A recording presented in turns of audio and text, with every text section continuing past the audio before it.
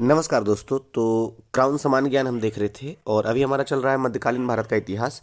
ये 2.6 है, मध्यकालीन भारतीय इतिहास के स्रोत। तो काफ़ी महत्वपूर्ण कैटेगरी में इस चैप्टर को रखा जा सकता है, क्योंकि प्रायः ये जो पीटी के एग्जाम्स होते हैं उसमें एक ना दो क्वेश्चन दिख ही जाते हैं। तो साहित्यिक स्रोत के अंतर्गत जो लेखक और पुस्तक उनके द्वारा लिखी गई है उसके नाम है, जैसे हसन निजामी ने ताजुल मासिर नामक पुस्तक लिखी है। अल बरूनी द्वारा लिखी गई पुस्तक का नाम तहकीक ए हिंद है। और मिनहाज उस सिराज के द्वारा तहकीक ए नासरी लिखी गई है।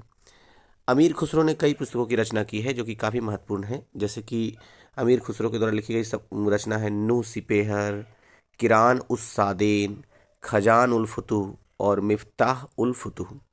इसके अलावा तुगलकनामा भी अमीर खुसरो ने लिखा है।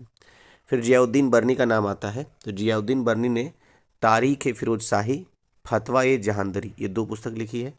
फिरोज शाह के द्वारा लिखा गया पुस्तक है फिरोज शाह तुगलक।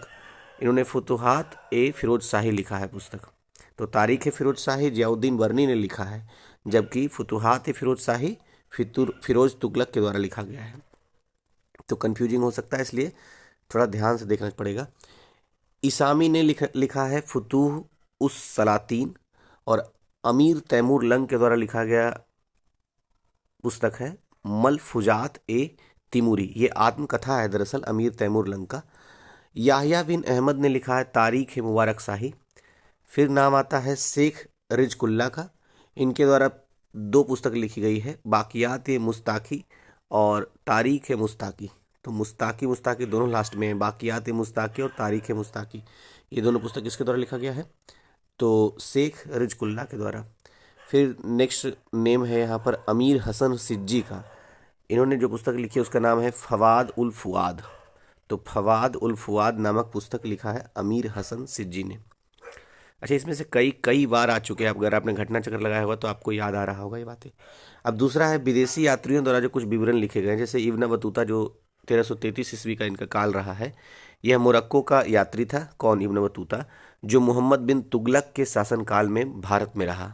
इसकी रचना रेहला है। तो रेहला किसकी रचना है? इब्न बतूता की।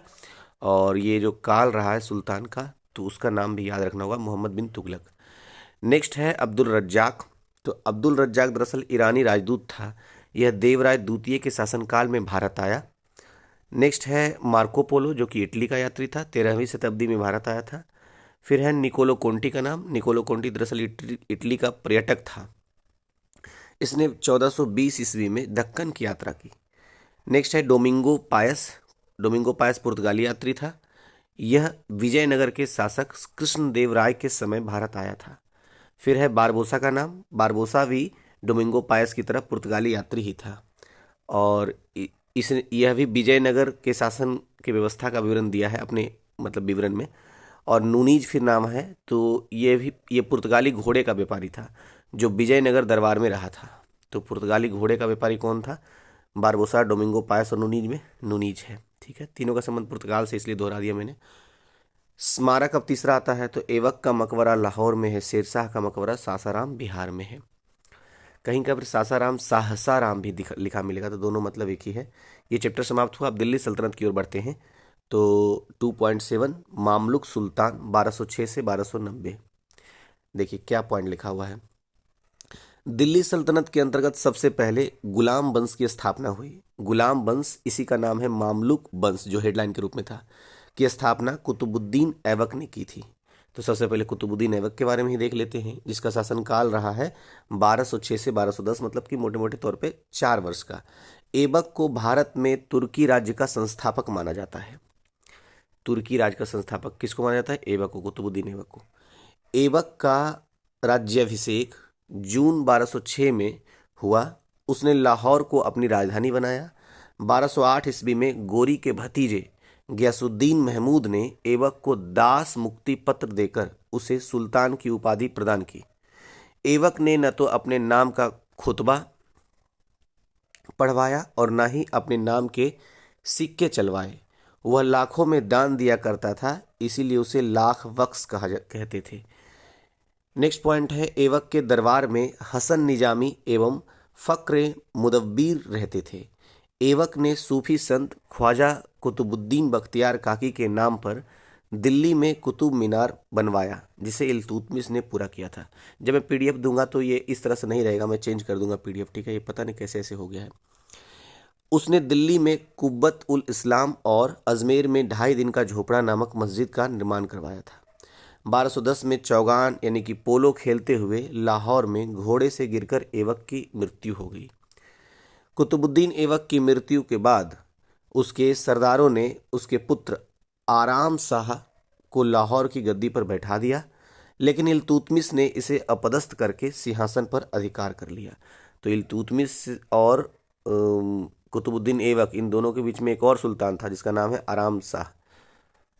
नेक्स्ट, ये इसलिए महत्वपूर्ण है क्योंकि क्रम लगाने के लिए जब देगा तब महत्वपूर्ण होगा। इल्तुतमिश 1211 से 1236 तक का शासनकाल रहा है, तो काफ़ी लंबा है। ऐबक ने इल्तुतमिश को अनहिलवाड़ युद्ध के दौरान खरीदा था, मतलब गुलाम था। वह ऐबक का गुलाम एवं दामाद भी था। इल्तुतमिश शमसी वंश का था एवं इलवारी तुर्क था। वस्तुतः इल्तुतमिश दिल्ली का वैधानिक सुल्तान था। उसने सुल्तान के पद की स्वीकृति गोर के किसी शासक से नहीं बल्कि खलीफा से प्राप्त की थी। उसने दिल्ली की गद्दी के दावेदार ताजुद्दीन यल्दोज और नसीरुद्दीन कुवाचा को समाप्त किया। उसने समाप्त किया मतलब मार डाला। दिल्ली को अपनी राजधानी बनाया और अपने नाम के सिक्के चलवाए। किसने? यही जो इसके बारे में पढ़ रहे हैं। नेक्स्ट, उसने 40 गुलाम सरदारों के गुट अर्थात तुर्कान ए चहलगानी के संगठन की स्थापना की।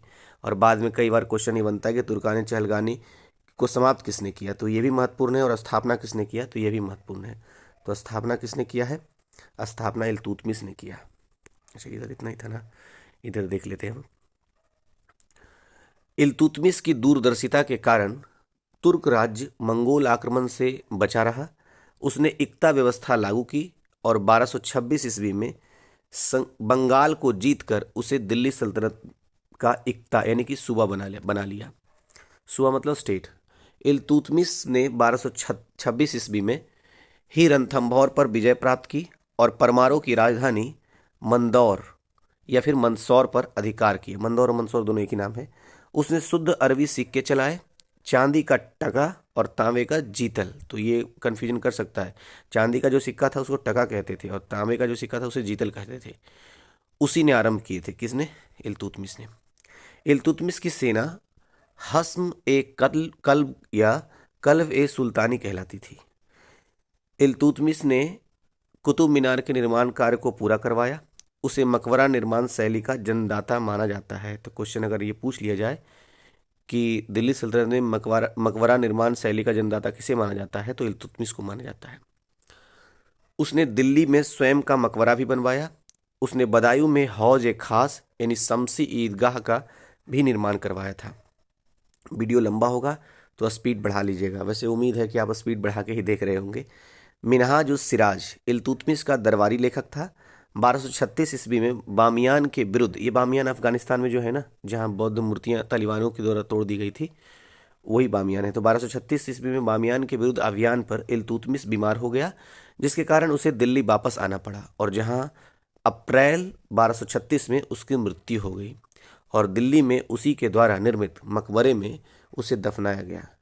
तुर्क सरदारों ने सुल्तान से शासन के अधिकार छीनकर नायब या नायब ममलिकात को सौंप दिए। नायब ममलिकात पता है, आज के प्रधानमंत्री यानी पीएम की तरह होता था।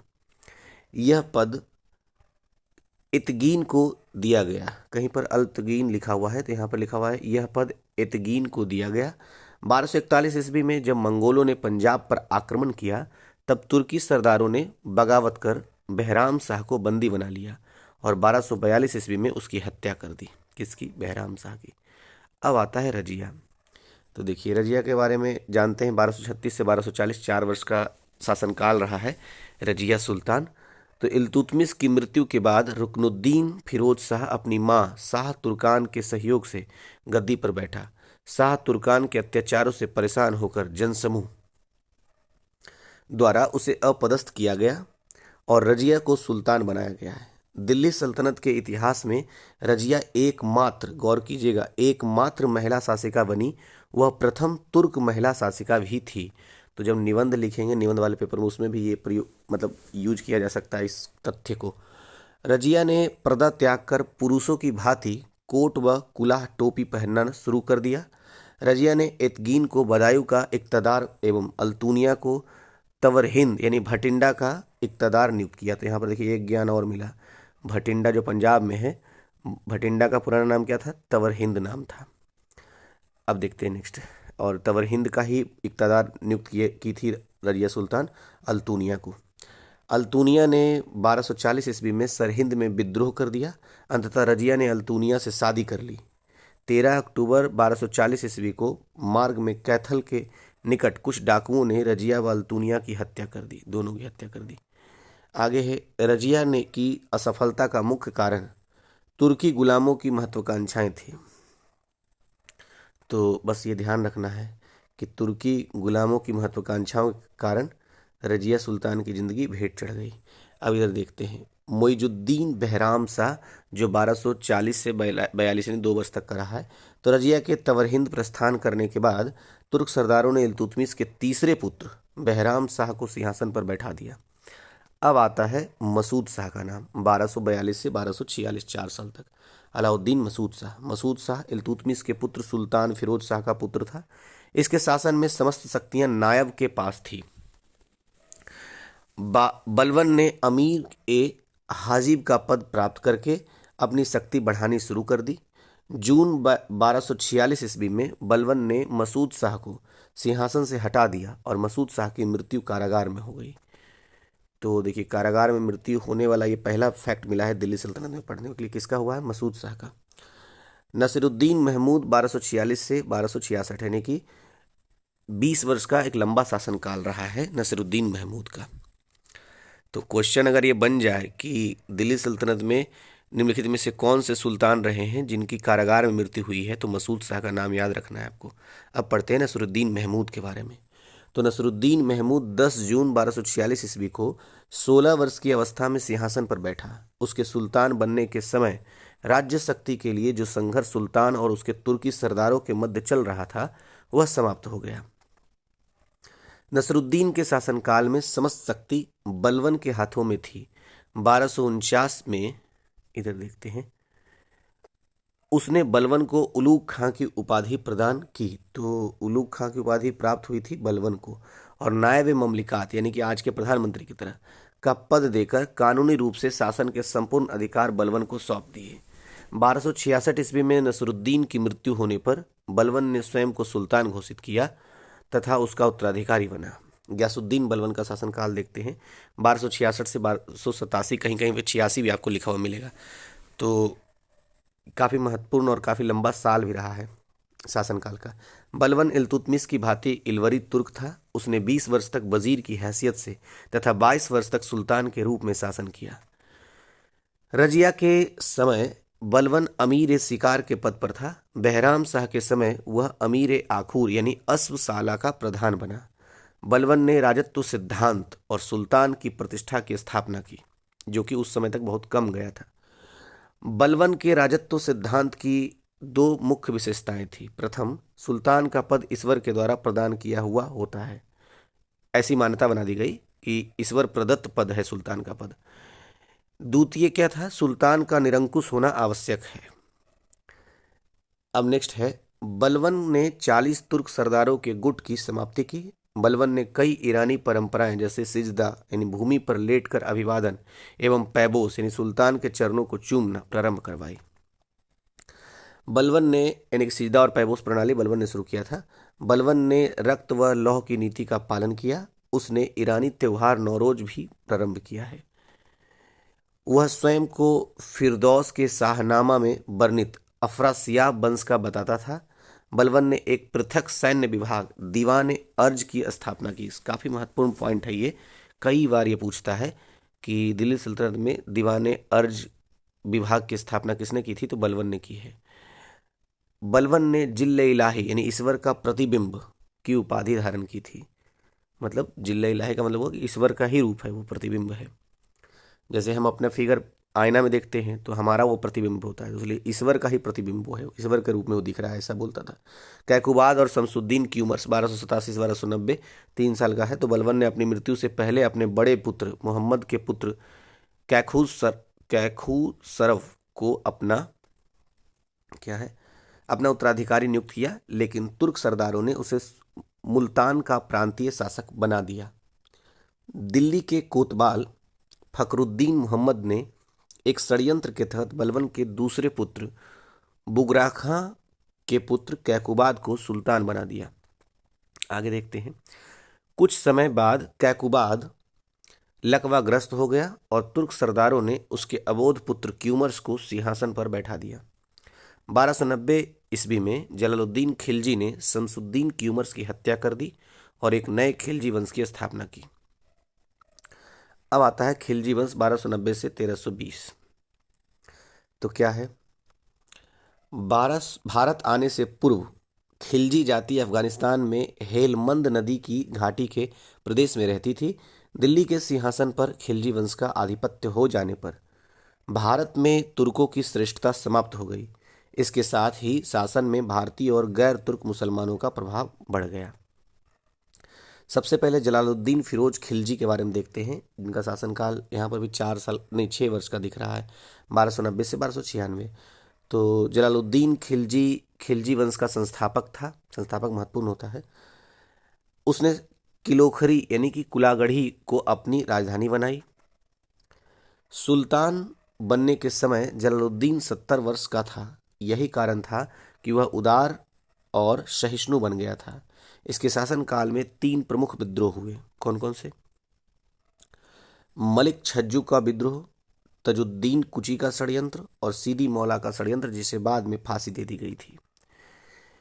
जलालुद्दीन के समय की सबसे महत्वपूर्ण घटना अलाउद्दीन का देवगिरी का आक्रमण था। रामचंद्र देवगिरी का शासक था। अमीर खुसरो और हसन देहलवी जलालुद्दीन के दरबार में रहते थे।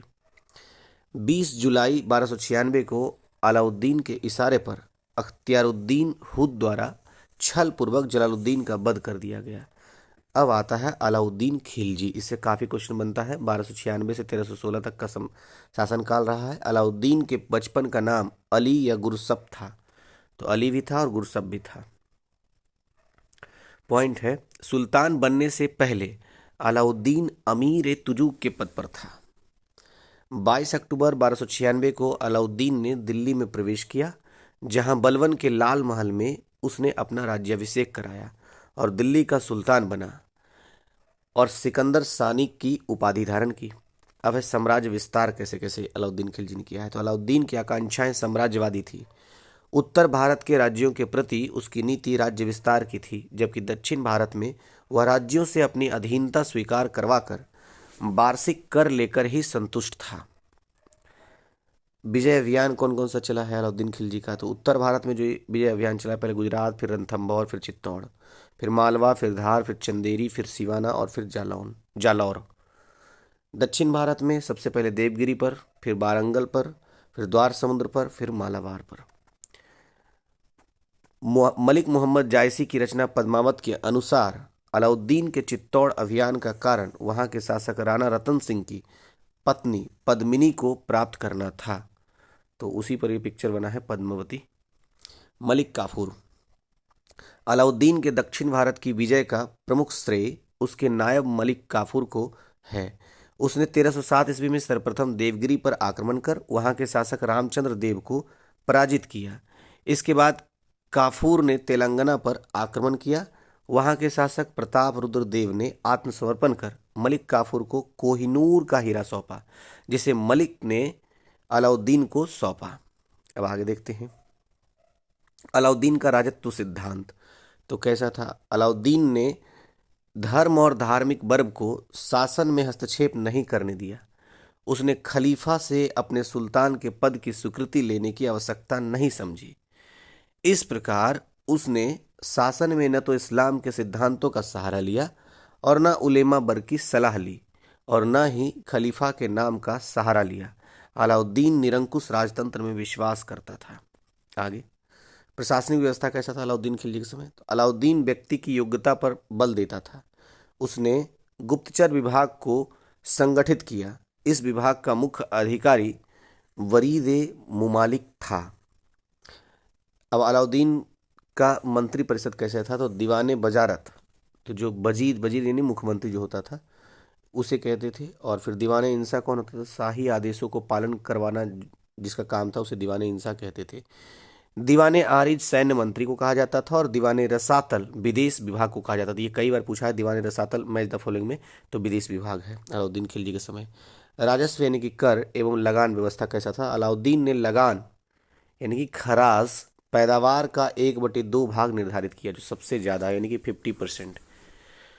वह पहला सुल्तान था जिसने भूमि को नाप कर लगान वसूल करना आरंभ किया।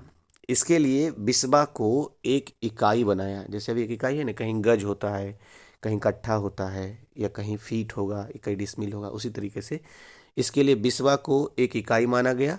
यह लगान को गल्ले के रूप में लेना पसंद करता था। तो गन्ना ही क्या लेता था? गल्ले, गल्ले मतलब, गल्ले का मतलब अनाज ले लेना ही पसंद करता था।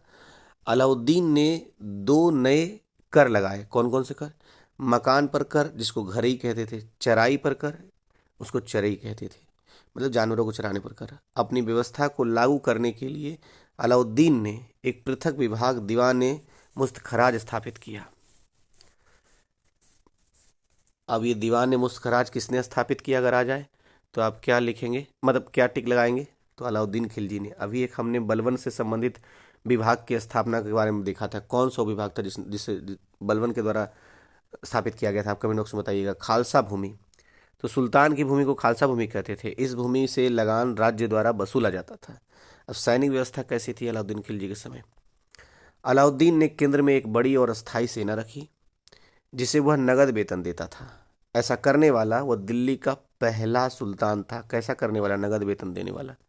तो ये लाइन महत्वपूर्ण हो जाता है।